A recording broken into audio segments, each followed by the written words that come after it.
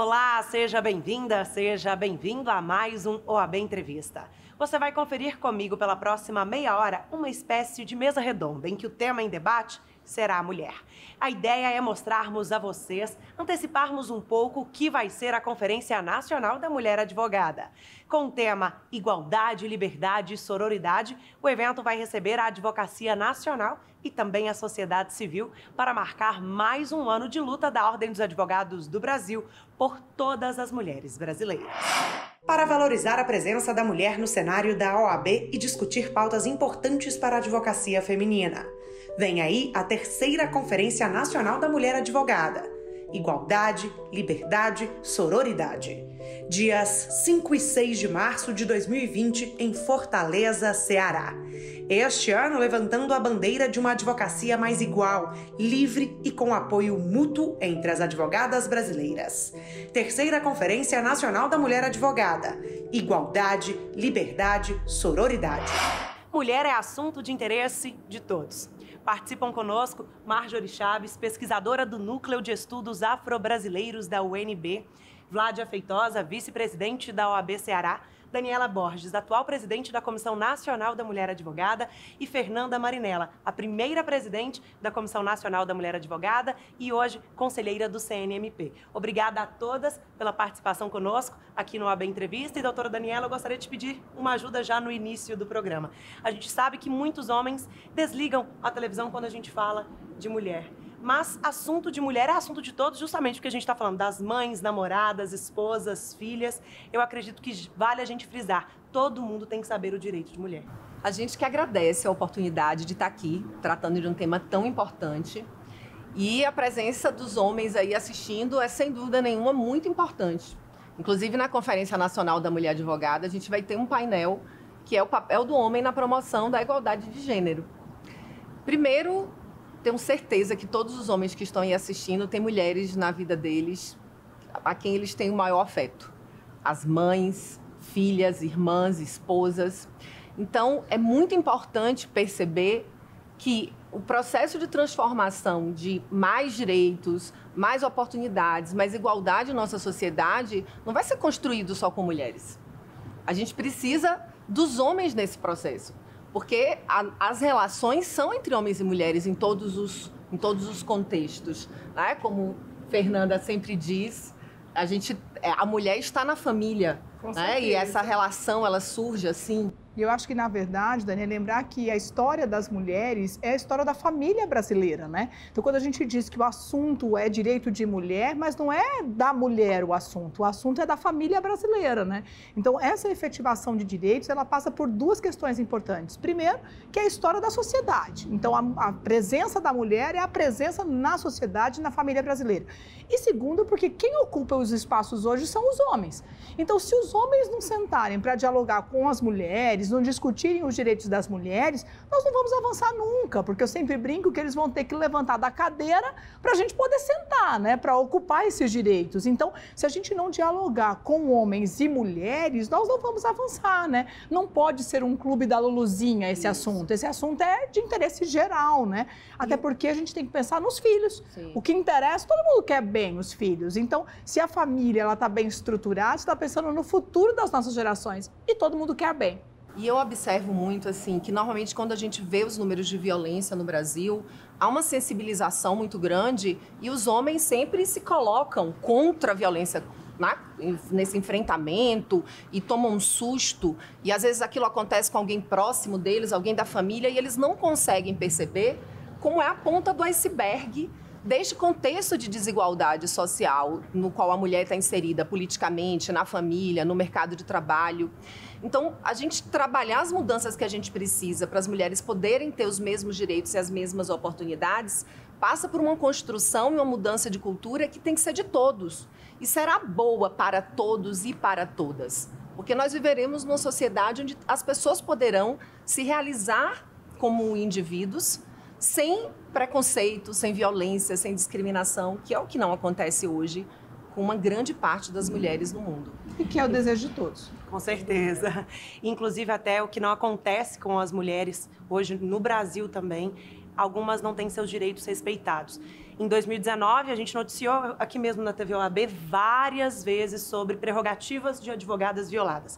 Eu tenho certeza, eu estou aqui com 3 advogadas, eu tenho certeza que cada uma de vocês tem uma história para contar de prerrogativa violada. Por exemplo, ano passado a gente mostrou o caso de 2 advogadas do Rio de Janeiro que foram presas ao serem confundidas com a cliente. Então, a gente percebe que são várias situações muito graves que acontecem. Da saia também, né? Justamente, da doutora medição, Vlad. da vestimenta, né? Essa pergunta que eu ia te fazer. Hoje, a gente fala muito de prerrogativas da advogada, mas todas as mulheres, infelizmente, têm uma história para contar de violação de direitos. Tem. Transcende, né? Só a questão do cenário jurídico. Como a gente é advogada, a gente acaba lidando e tendo a necessidade de falar, discutir, implementar mais essas prerrogativas, o respeito às nossas prerrogativas, mas a questão do constrangimento, do assédio, transcende a mulher advogada, né? No âmbito profissional. E isso dificulta muito o exercício, às vezes, da profissão. Então, tem um caso que você citou, das advogadas que foram presas, o caso, né, da medição de saia, que eu acho que foi numa subseção do Rio de Janeiro, né, que gerou uma polêmica enorme, o que é um verdadeiro absurdo. Então, o que é que a gente tem procurado fazer, principalmente a gente que está no sistema? Dar visibilidade, dar conhecimento, porque eu acho que é primeiro através do conhecimento, tanto das próprias colegas, que às vezes desconhecem, como também dos demais atores do sistema de justiça, para que realmente o respeito ele possa começar a acontecer. Então, juízes, promotores, saber que o que nós temos enquanto prerrogativas é lei, né, e que precisa ser cumprida. Então, uma colega grávida, gestante, não ter que ser submetida a passar, né, no raio-x, enfim. Então, várias outras questões ligadas à preferência numa audiência, numa sustentação oral. Isso é de extrema valia. Eu já passei por situações delicadas.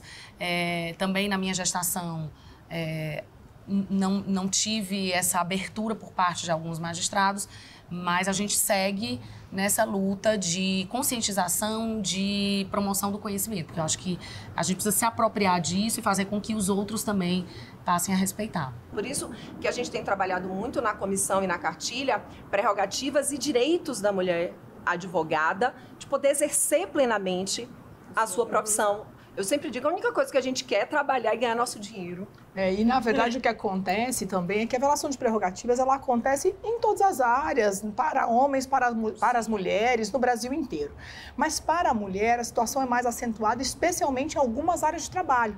Então, se você imaginar, por exemplo, a advogada que atua na advocacia criminal, por exemplo, ela tem muitas dificuldades, especialmente o acesso ao presídio, as regras com os órgãos administrativos, como a Daniela citou, a audiência de custódia. Então, ela tem algumas dificuldades que incrementam os desafios, né? E uma outra questão que eu acho que é importante lembrar é que a nossa violação de prerrogativas das mulheres não é só dentro do fórum, né? A advocacia vive hoje violação de prerrogativas nas áreas administrativas. Então, nos órgãos administrativos, as mulheres também vivem, especialmente a questão do assédio. A gente teve a cartilha, né, de prerrogativas da mulher advogada, estamos aí na caravana e fazendo esse trabalho dessa perspectiva, tanto das prerrogativas quanto dos direitos. Eu sempre digo, a única coisa que a gente quer é poder exercer a nossa profissão sem preconceito, sem discriminação, sem assédio e efetivamente sem violência de gênero.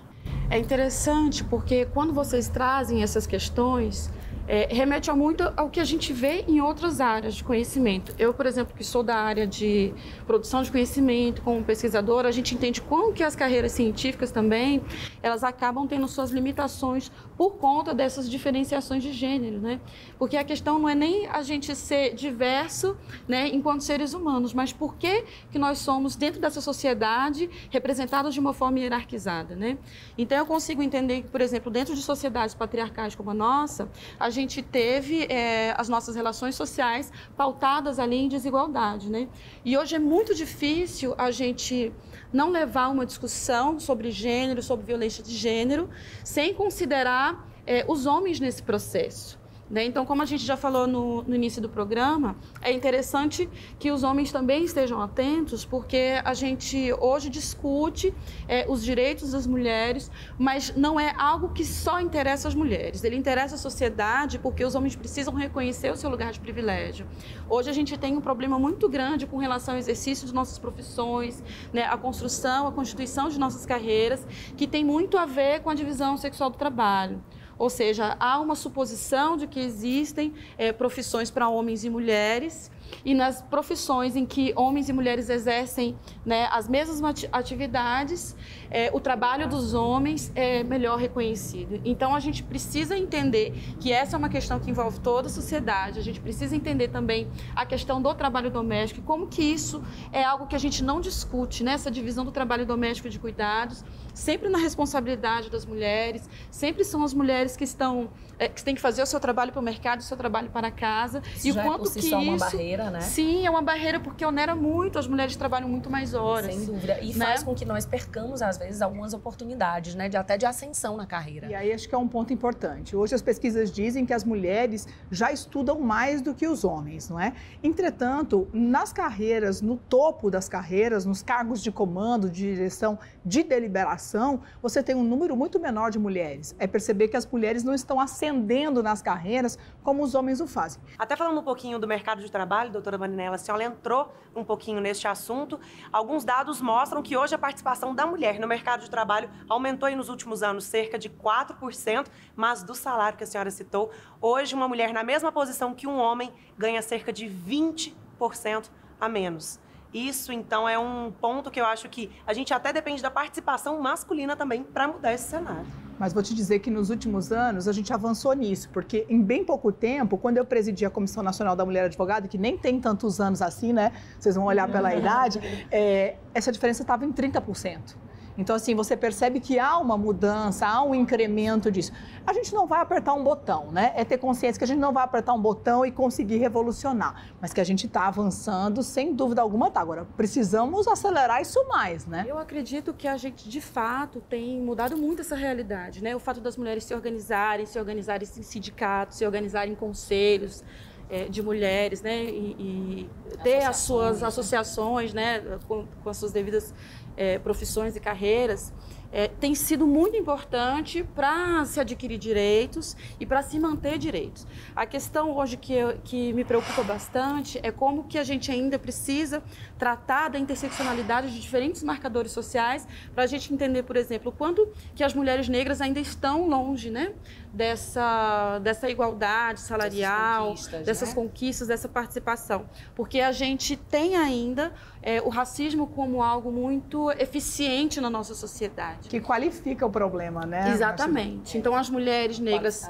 além delas enfrentarem, né, a questão da divisão sexual do trabalho, o teto de vidro, ainda tem o racismo estrutural, que a impedem de serem, inclusive, de chegarem nesse processo de uma entrevista de emprego, né, de chegarem à finalização de uma seleção para um cargo de gestão, por exemplo. De estarem contempladas em requisitos que seriam exigidos, né, e que a tornariam aptas para aquela vaga. Exatamente. Tem toda essa questão por trás também, como a Marinella falou, que qualifica ainda mais as barreiras, né? Exato. Eu acho hoje, então, que a gente precisa trazer essa discussão de como esses diferentes marcadores, quando a gente pensa, por exemplo, nas mulheres transexuais, nas travestis, né, em mulheres lésbicas, como que é algo que, ao mesmo tempo, é tão subjetivo e é político, tem feito com que mulheres deixem de alcançar determinados espaços no mercado de trabalho. Na Conferência Nacional, a gente tem um painel que é meu xodó. É um painel que é a igualdade para todas e entre todas. Porque é exatamente essa ideia, que a gente não pode pensar em igualdade para que algumas tenham a redução das dificuldades, né? Tem que ser para todos. Não tem como... A igualdade não pode ser pensada parcialmente. Porque ou há igualdade para todas e entre todas e todos, ou não há. E esse painel... Todes, né? O todes, né? E a gente vai ter nesse painel, né, 2 advogadas negras, uma indígena, vamos ter transgênero, vamos ter uma advogada cega, né? Justamente para que a gente possa... E não só isso, assim, a gente procurou também transversalizar A gente tem um painel sobre a mulher no mercado de trabalho, que a gente vai ter uma advogada também discutindo a realidade da mulher negra no mercado de trabalho. Né? E isso que você fala, Dani, desculpa te cortar, é muito importante, porque assim, na hora em que você concede esses espaços de fala, você não só garante uma representatividade dessa diversidade, mas você legitima, né, todo um cenário, um discurso, uma luta, e você consegue fazer com que pessoas que estão assistindo, ouvindo essas mulheres falando, elas se reconheçam, né? E logo elas se inspirem. Elas, é muito importante você olhar para uma mesa e você se ver. Por enquanto, eu vou pedir um tempinho para a gente continuar essa conversa logo depois do intervalo e você não saia daí. Pelo que a gente percebeu, o papo tá muito bom e a gente volta já já.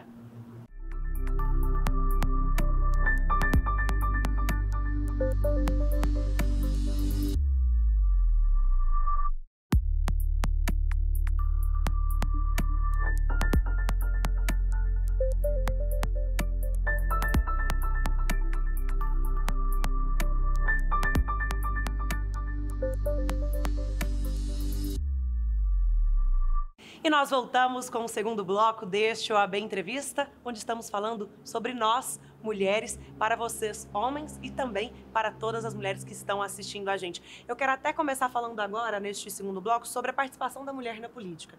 A gente sabe que na última eleição a gente teve um incremento aí no Congresso Nacional, mas mesmo assim, hoje, quando a gente fala de mulher, 52% do eleitorado, 51,5% da população brasileira, mas mesmo assim 15% do Congresso Nacional. E quando a gente fala da mulher negra, de 513 deputados, somente 13 deputadas mulheres e mulheres negras. Então, Marjorie, eu te pergunto, hoje você se sente representada pelo atual cenário político no Brasil? De forma geral, é difícil a gente se sentir representado, né? Porque, de fato, o Congresso e todos os espaços políticos, eles não refletem a realidade da população brasileira, né? Em termos de população negra, nós somos quase 54% dessa população, né? E mulheres também, entre a população de mulheres, nós somos maioria. E a gente não se percebe nesses espaços. Isso faz também com que as nossas questões não sejam discutidas. A partir do momento que a gente não tem uma participação grande de mulheres, efetiva em termos de representação dentro do Congresso, a gente não consegue levar nossas pautas, as nossas questões que nos afetam, né? E nessa relação entre gênero e raça. É claro que nas últimas eleições a gente percebe uma evolução no sentido do número de candidaturas de mulheres negras. A gente também precisa considerar as mandatas coletivas, o quanto que isso é importante para a gente pensar uma nova forma de fazer política, mas ainda a gente precisa avançar. A gente precisa que os partidos eles reconheçam também o potencial das mulheres e das mulheres negras enquanto candidatas e invistam nessas candidaturas, né? Que eles direcionem o fundo eleitoral para que essas mulheres também possam ser candidatas e possam ter condições de serem eleitas. Inclusive, tema que foi debatido muito na OAB, no evento Elas na Política, que rodou 2019 o Brasil todo. A Comissão Nacional da Mulher Advogada, no início da gestão, no passado, elegeu a participação, estímulo à participação da mulher na política e nos espaços de tomada de decisões como um dos pilares. E isso aconteceu porque a gente acredita que a presença das mulheres nesses espaços e nos parlamentos não é apenas uma questão de direito por representatividade, né? Porque somos 52,5%. Por isso também, mas é muito mais do que isso. É porque, enquanto nós não estivermos lá, a gente não... É uma questão das nossas pautas, mas é mais do que isso. Porque só a gente sabe o que é ser mulher no mundo. Uma mulher negra, só ela sabe o que é estar no mundo como uma mulher negra. E é importante que essas diferentes formas de estar no mundo possam ser traduzidas nas leis que afetam as nossas vidas.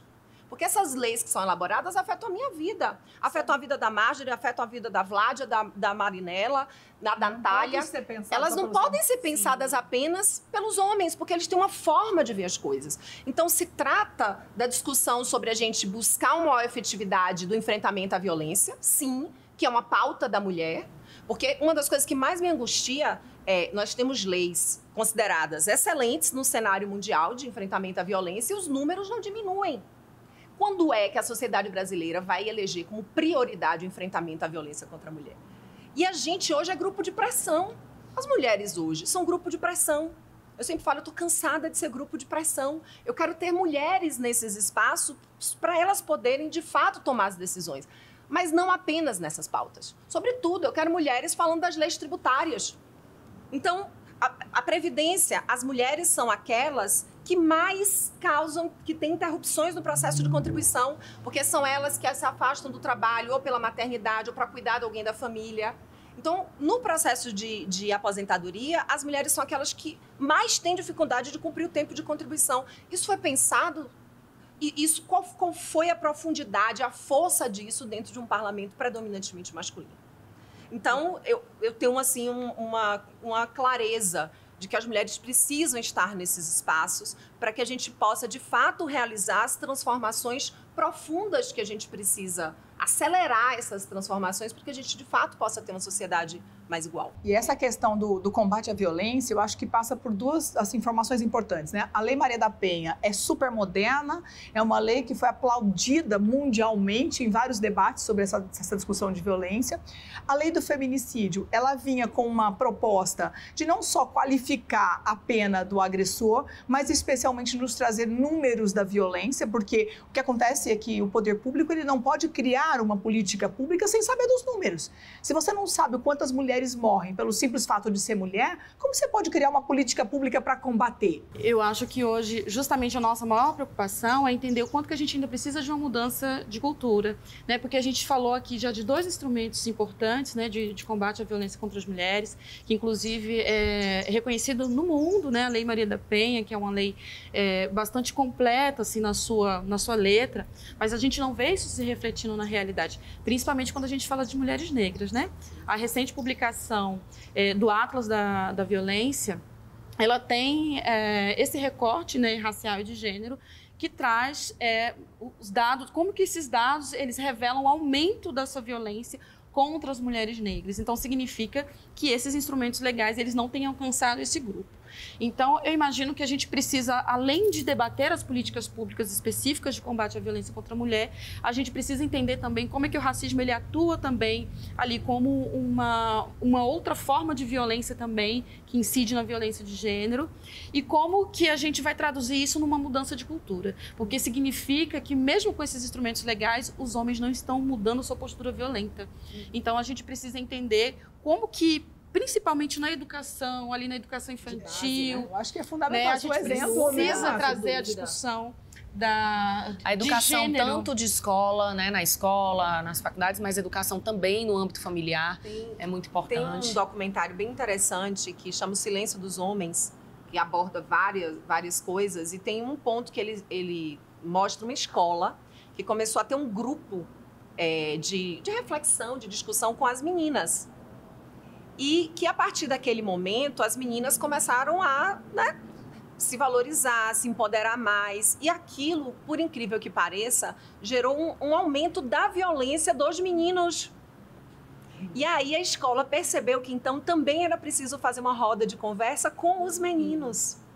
E, a partir daquilo, aí sim se pôde mudar completamente, né, dar saltos ali naquela realidade. Por isso aí a gente volta para o começo, né? Como é importante a gente atuar juntos, homens e mulheres. De mãos dadas. E essa questão da política que a Dani falou, de representatividade, das pautas, que por mais que possam ser tratadas por homens, a gente quer que eles venham conosco, mas a gente não quer que eles substituam as mulheres nos locais de fala e também na questão da apropriação da pauta que não nos é pertinente. Então, quem vive realidades próprias somos nós, mulheres, e por mais que tenhamos homens valorosos trabalhando nas nossas pautas, mas ninguém melhor do que nós, mulheres, para avançar nisso aí, né, trazer uma implementação, tratar com mais legitimidade, mais propriedade. Então, até pegando um ganchinho do que você falou, Marjorie, sobre a mudança de cultura, os dados comprovam. Só para a gente mostrar um pouquinho. 536 mulheres sofrem violência por hora no Brasil. A gente aumentou o número de crimes digitais 1.640% nos últimos anos. Então, a gente percebe que não é só legislação. Sim, são indicadores que nos mostram quanto que a gente ainda precisa trabalhar em política pública. Eu acho que hoje um dos grandes entraves que a gente tem é com relação à educação. A partir do momento que a gente tem um Congresso que não quer discutir, acha que não é importante discutir questões de gênero na escola, a gente está deixando de falar de violência contra a mulher, a gente está deixando de falar de assédio, a gente está deixando de falar de pedofilia também, né? A gente está deixando de falar de abuso infantil, né? De tolerâncias com a diversidade. Exatamente. Né? Então, eu acho que isso perpassa o campo do político também, né? É cultural, mas o cultural, ele faz parte da nossa cultura política, né? Como essas pessoas que estão legislando, elas também estão incidindo em tomadas de decisões que são muito boas. E eu acho que hoje o que nós vivemos não é só um problema, a gente não vive hoje um problema de falta de leis. O que nós vivemos hoje é falta de investimento em políticas públicas para poder implementar as leis existentes. Eu acho que mais do que aperfeiçoar a legislação, o que nós precisamos é que o nosso orçamento, e é também uma lei, que ele seja visto com essa necessidade. Então, que o orçamento dos nossos entes públicos sejam pensados para as políticas de gênero, né? E eu acho que tem um ponto que eu sempre também chamo a atenção, é que a gente não pode pensar também no direito só da gente. A gente volta até para aquele assunto, né? A gente tem que pensar nas dificuldades que a gente vive, mas sororidade é a gente entender que a gente também tem que lutar em razão de dificuldades que a gente não vive, mas para que outras mulheres que vivam aquelas dificuldades não precisem mais passar por aquilo. Isso tem que ser uma corrente, na verdade. Corrente. Isso que é fundamental. Eu acho que umas puxando as outras, né? E quando uma chegar lá, você se sentir feliz porque ela chegou lá, e essa que chegou até lá, puxar as outras que podem vir com ela, porque isso é uma pirâmide, isso é uma força que se constitui não a partir de uma única chegando lá. Uma não significa nada. Você pode ver que é preciso que as mulheres ocupem cada vez mais espaço e vai chegando, aquela sai, outra chega, aquela sai, outra chega. E isso é fundamental na estrutura de poder. Então, eu acho que é uma puxando a outra. Precisamos lutar pelas nossas dificuldades ou para superá-las, mas pelas outras mulheres que também têm dificuldades próprias. Eu acho que isso é fundamental. E não é fácil, porque no final das contas, a gente construiu as nossas identidades nessa cultura. Nós, mulheres e os homens. Então, não é fácil. Eu acho que é muito difícil, é um trabalho diário. Mas eu acho que esse é o verdadeiro caminho, né, que vai permitir essa reconstrução. Esse trabalho que, sobretudo, é humano, que perpassa as nossas relações sociais, a política. E o direito está lá, não está no centro, não. O papo tá ótimo, eu confesso que a gente estendeu até um pouquinho vários assuntos, tinha aqui uma pauta inúmera para a gente poder continuar falando sobre mulher, mas infelizmente nosso tempo aqui na televisão acabou, então gostaria de agradecer todo mundo aqui, eu acho que engrandeceu o debate, mas ele continua na Conferência Nacional da Mulher Advogada, dia 5 e 6 de março. E estão todas e todos convidadíssimos para a 3ª Conferência Nacional da Mulher Advogada. E todos os caminhos nos levarão a Fortaleza, Ceará, em março de 2020. Conto com todas vocês e todos vocês lá. Porque o AB Ceará está preparando tudo. Com muito carinho, vamos receber vocês de braços abertos para a gente discutir esses temas palpitantes que dizem respeito não só ao universo feminino, mas eu acho que a todos, né? Porque como foi bem colocado aqui no programa, trabalhando juntos, reverberando essa fala, a gente consegue, de fato, avançar, porque juntos somos mais fortes.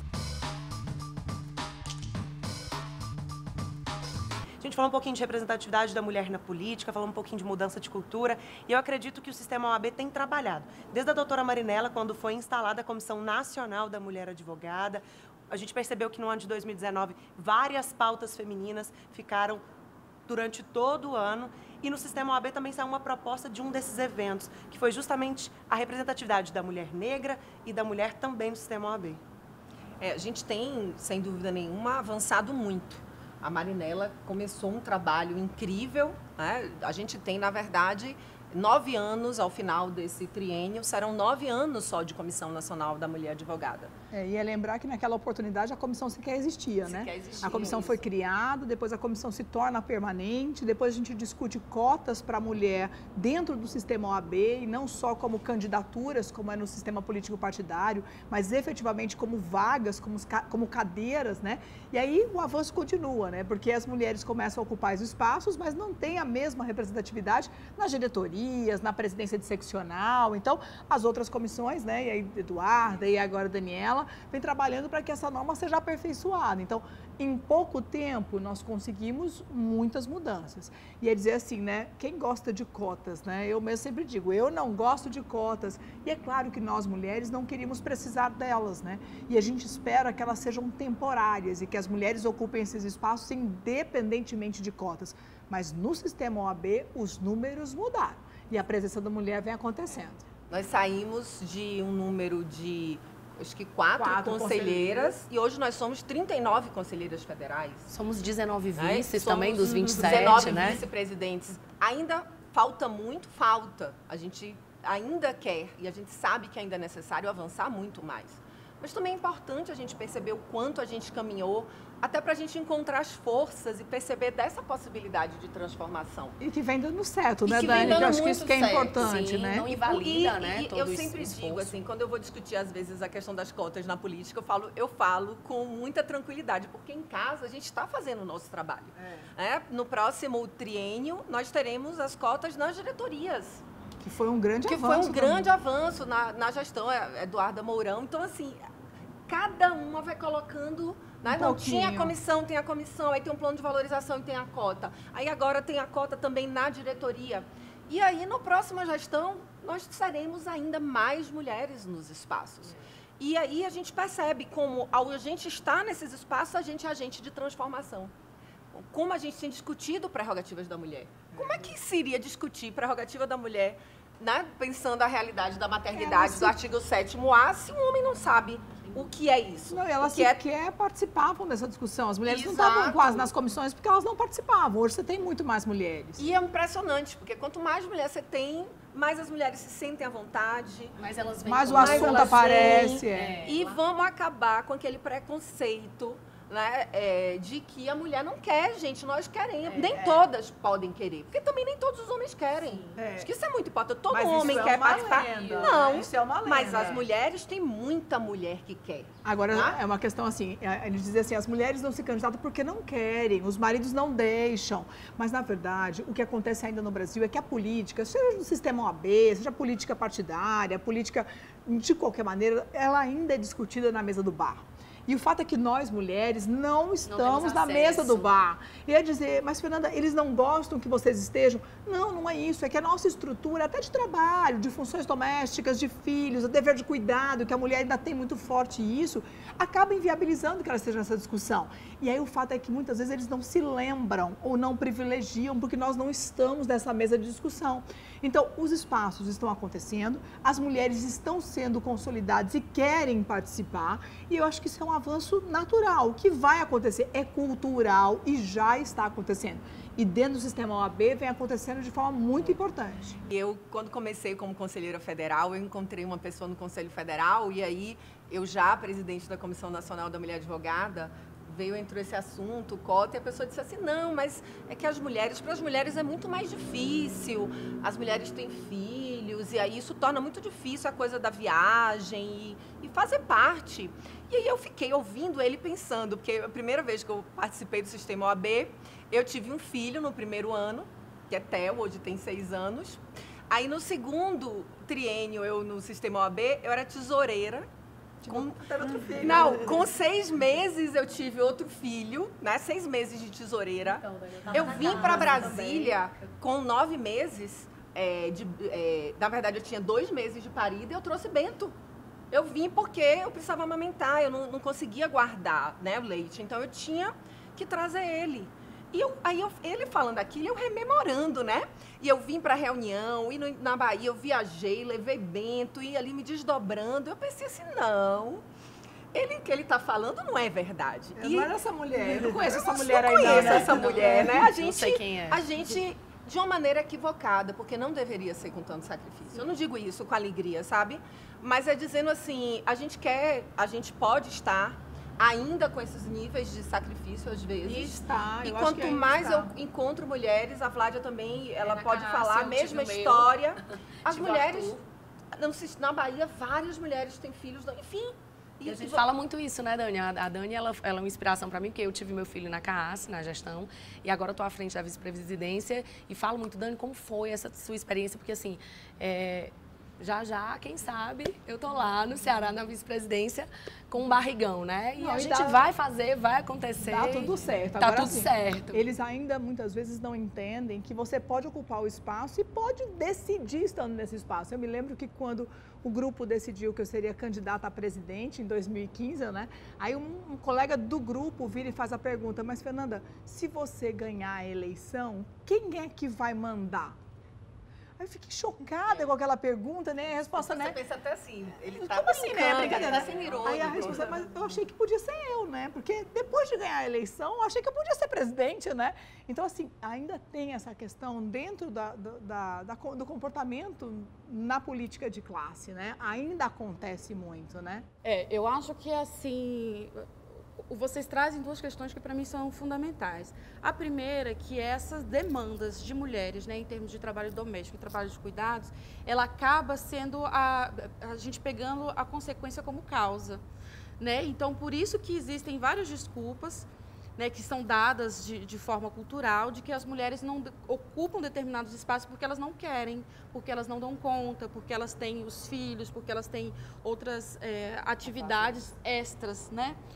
Ainda no âmbito do doméstico. Isso é muito perverso, porque acaba reiterando um lugar de naturalidade com essa responsabilização e, ao mesmo tempo, as organizações, os partidos, as empresas, elas não assumem que isso é uma questão da sociedade, porque enquanto as mulheres estão cuidando da casa, os homens eles estão com tempos disponíveis para estudarem, para se aperfeiçoarem, para estarem na mesa do bar, discutindo política. Então, a gente precisa entender como que isso é perigoso. Segundo, também, com relação, eu entendo a fala com relação às ações afirmativas, né, às cotas para as mulheres, e o quanto que, de fato, seria importante que a gente não tivesse a necessidade de ter esse tipo de política, mas a gente precisa. Então, nesse momento, considerando a discrepância da participação política, da participação na representação de determinadas carreiras, né, das mulheres, o quanto que essas cotas se fazem necessárias, se fazem né? necessárias. Elas são políticas legítimas, elas são políticas importantes para trazer mais pessoas para ocupar determinados espaços, e o que faz uma diferença muito grande em termos de cultura. Força a mudança cultural. Força a mudança. Então, eu acho que elas são necessárias, né? As ações afirmativas, elas não são para sempre, elas têm um período para acontecer, e eu acho, né, para funcionar, e a gente colhe resultados com relação a isso. Então, eu sou uma total defensora das ações afirmativas. A OAB, é o que eu estava dizendo, a OAB é uma demonstração dos resultados. Como com a implantação das cotas, os resultados estão vindo muito rápido. Né? A quantidade de ações que a gente está conseguindo promover, a aprovação da súmula, né, que vai dizer que a prática de violência contra a mulher pode ser causa, né? Pode ser causa para que aquele que quer ser advogado tenha sua inscrição negada. Uma série de coisas que seriam impensáveis se nós não estivéssemos dentro do sistema OAB como já estamos. Quando, né? na presidência da comissão, que a gente começou a discutir cotas, Marjorie, a gente que tomou a frente dessa discussão, até as próprias mulheres eram contra. Era uma discussão que chocava. Assim, nós éramos 4 conselheiras na época, e das quais 2 eram absolutamente contra as cotas. Então, assim, era um diálogo bastante complicado quando você tem um plenário completamente masculino, né? E então, assim, quando a gente confunda direito com benesse. Não, quando na verdade a gente diz eu sou contra, na verdade, porque a gente não queria precisar disso, mas é fato que a gente precisa. E tem um outro ponto também que eu observei. Eu estava num evento do Elas na Política, uma parlamentar dizendo, e ela dizendo assim, eu posso até achar que eu não estou aqui pela cota, mas eu tenho um dever de lutar pela cota por todas as mulheres, porque não se trata do meu direito ao espaço. Trata-se do direito de todas as mulheres. De todas de chegarem lá. Eventualmente, pode até ser que alguma mulher tenha, como tinha ali 1, 2, mas quando a gente fala da cota, a gente está falando desse direito, que esse direito de estar, de ter uma representatividade efetiva, de estar ali para sermos agentes de transformação. Eu acrescentaria 2 coisas ainda com relação à fala da Marjorie. A primeira, ainda falando das ações afirmativas, a gente ainda tem muito a avançar, muita dificuldade, mas a gente também, como foi bem pontuado aqui, a gente não pode deixar de valorizar o que foi feito, né? E tem iniciativas muito louváveis. A gente trabalhou lá na OAB Ceará com uma ação afirmativa junto às presidentes de comissão. Então, nós temos mais de 50% de mulheres ocupando a presidência das comissões. E por mais que elas ascendam, muitas vezes por uma questão de cota, como você está dizendo, algumas talvez não precisassem, mas isso gera um movimento, um ciclo virtuoso. Eu acho que é um barulho legal, um então, barulho positivo, então, né? Que vai trazendo e vai mais reverberando, gente, né? E aí para a próxima, você já não pensa mais naquela colega como uma pessoa que está vindo para preencher a cota, né, em razão dessa ação afirmativa praticada, mas sim porque você já reconheceu, você já legitimou, ela já se legitimou ali e aí a coisa vem organicamente, né? Eu me lembrei de uma coisa que eu tenho falado muito, assim, porque normalmente quando a gente fala das mulheres nos espaços, as pessoas, é quase ato imediato, assim, muitas pessoas começam a discutir competência. Pessoa ser extra, né, aquela coisa assim, né? E eu não vejo ninguém discutindo isso quando é homem. É claro que a gente pode discutir competência para homens e mulheres. Então, às vezes, quando você está... E deve. Às vezes, quando você está ali, quando a gente vai discutir, por exemplo, inclusive, a gente nem falou sobre isso no programa ali, só aqui agora no YouTube, mas a gente teve uma grande conquista. A gente vai ter uma Conferência Nacional da Advocacia com 50% das palestrantes mulheres e mulheres advogados. Foi um pleito da CNMA e vai ser a primeira vez na história que a gente vai ter representatividade, porque hoje as mulheres são 50% da advocacia. Mas aí quando estão preparadas e competentes. Sei que não podem, né? Mas foi uma das coisas que eu ouvi. E eu ouvi às vezes, né, de homens e de mulheres, e tem mulheres, né, mas competentes, preparadas. Né? Então, assim, às vezes a gente vê homens falando que estão ali bem ok, nada extraordinário. Mas parece que a mulher só tem o direito. Ali, né? E parece que a mulher. Parece que a mulher só tem o direito de estar ali se ela for extraordinária. Se ela estiver fora da curva. A gente não precisa estar fora da curva para ter o direito de estar nos lugares. Né? Esse eu acho que é também muito importante. Eu me lembro da primeira Conferência Nacional, quando a Comissão da Mulher existia, né? E aí o primeiro diálogo, né, como presidente da Comissão Nacional, cheguei para o presidente, então, da OAB e disse a ele: presidente, qual vai ser o espaço das mulheres na Conferência Nacional? Aí ele respondeu assim: não, eu pensei, talvez uma palestra no painel de isonomia, o que você acha? Eu digo: presidente, nós vamos dizer a 50% da advocacia que elas vão ter uma palestra no painel da isonomia, tem certeza? E naquele momento, olha como é engraçado, naquele momento a gente lutava por um painel. Né? Não era uma palestra no painel, mas era um painel inteiro. Hoje a gente já luta por 50% de todos os painéis. Então veja que há mudanças acontecendo. E eu acho que a mudança, ela é efetivamente cultural. Eu sempre digo que o cinema, ele retrata muito essa mudança, né? Eu brinco que a gente assistiu Caça-Fantasmas na infância, né? E que quem caçava os fantasmas eram os homens, né? E que a mulher era aquela secretária gostosona, né?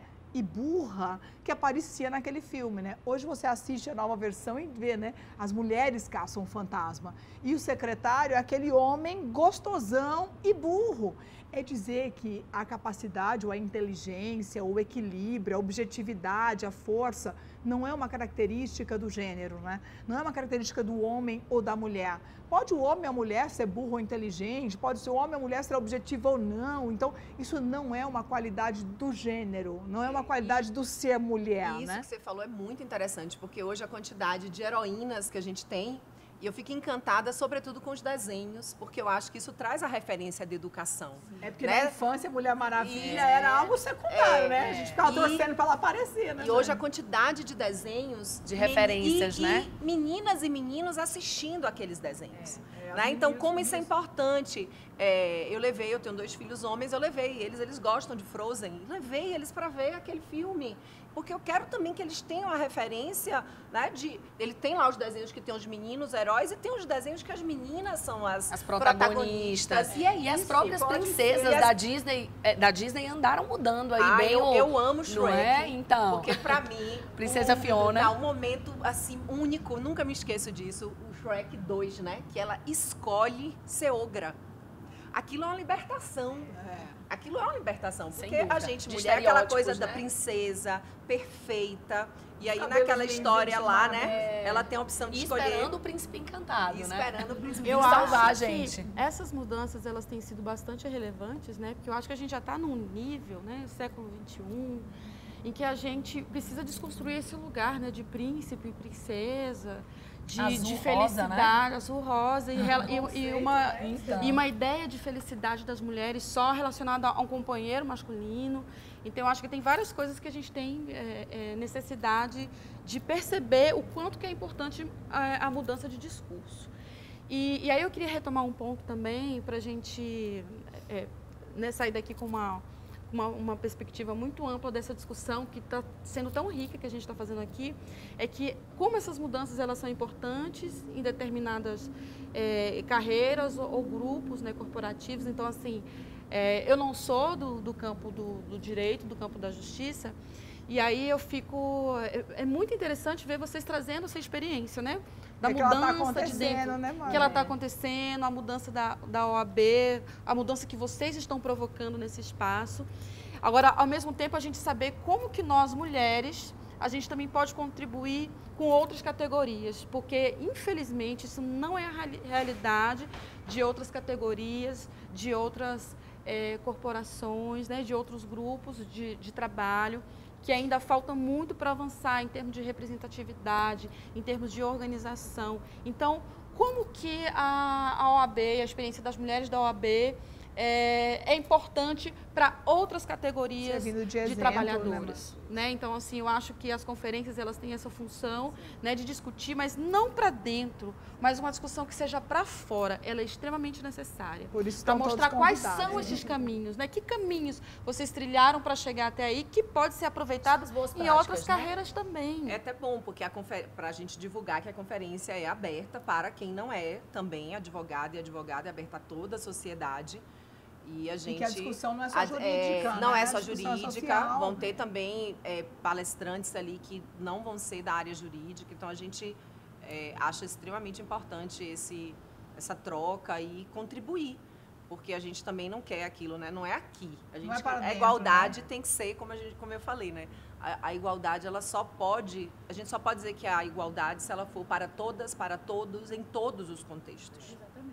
E é super importante porque a gente vai ter painéis dos mais diversos temas compostos, né, as mesas compostas por colegas de todos os estados e regiões. E a gente sabe que existem algumas questões de nível âmbito nacional, mas que existem questões também mais regionalizadas, que dizem respeito a uma determinada localidade, que talvez a nordestina enfrente e a colega do sul não, enfim. Então é importante a gente também ter esse intercâmbio de ideias, de troca de informações, para que nós possamos também nos inspirar, né, ver quais são as boas práticas que estão funcionando, que são exitosas, para que nós possamos, na medida do que for possível ser adaptado, né, respeitando essa diversidade, a gente possa também aplicar isso aí e avançar também. Exatamente.